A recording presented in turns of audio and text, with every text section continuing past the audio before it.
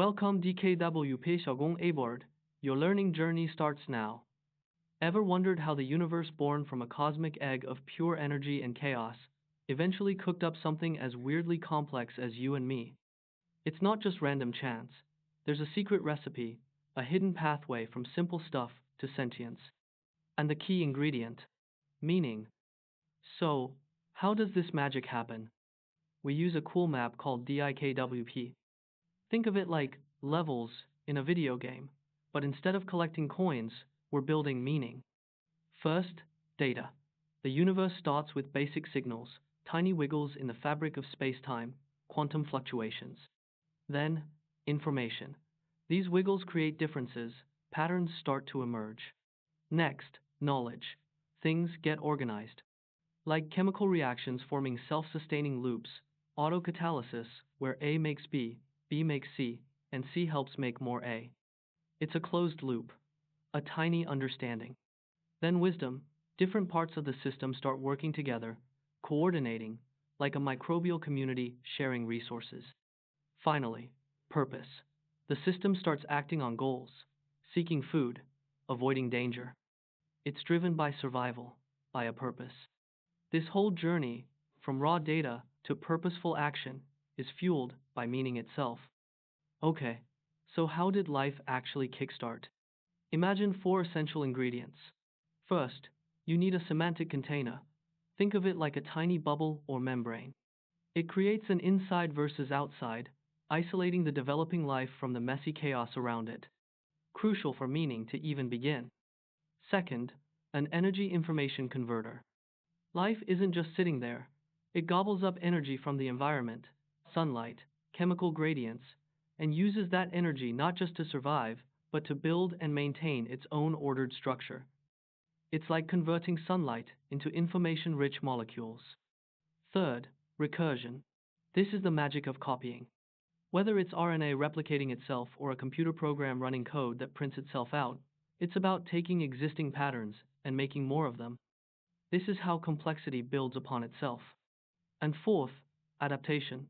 The system needs to sense its world and react. Move towards nutrients, away from toxins.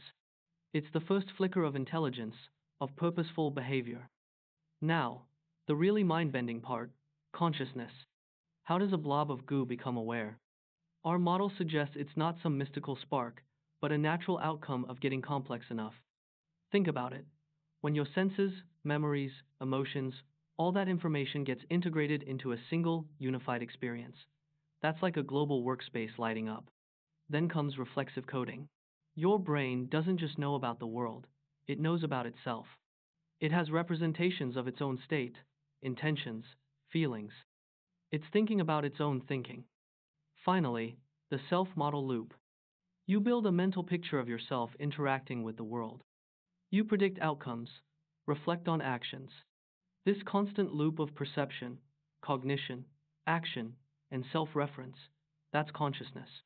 It's the ultimate semantic feedback loop, turning the system inwards on itself.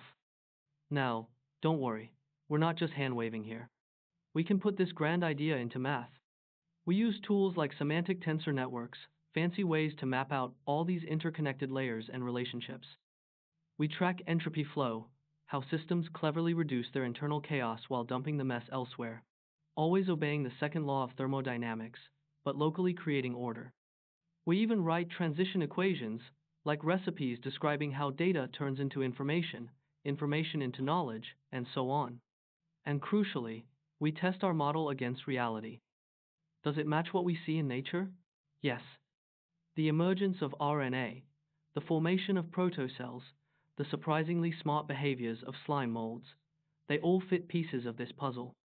It's not just theory, it's grounded in evidence. So, what's the big takeaway? This journey from the Big Bang to consciousness forces us to ask deep questions. Is meaning fundamental? Maybe existence itself carries the potential for meaning, waiting for the right conditions to blossom. And consciousness? Perhaps it's the universe looking back at itself, a way for matter to achieve self-awareness. We are stardust, yes, but maybe also echoes of the universe's own long quest to understand itself. Pretty wild, huh? Thanks for joining me on this whirlwind tour.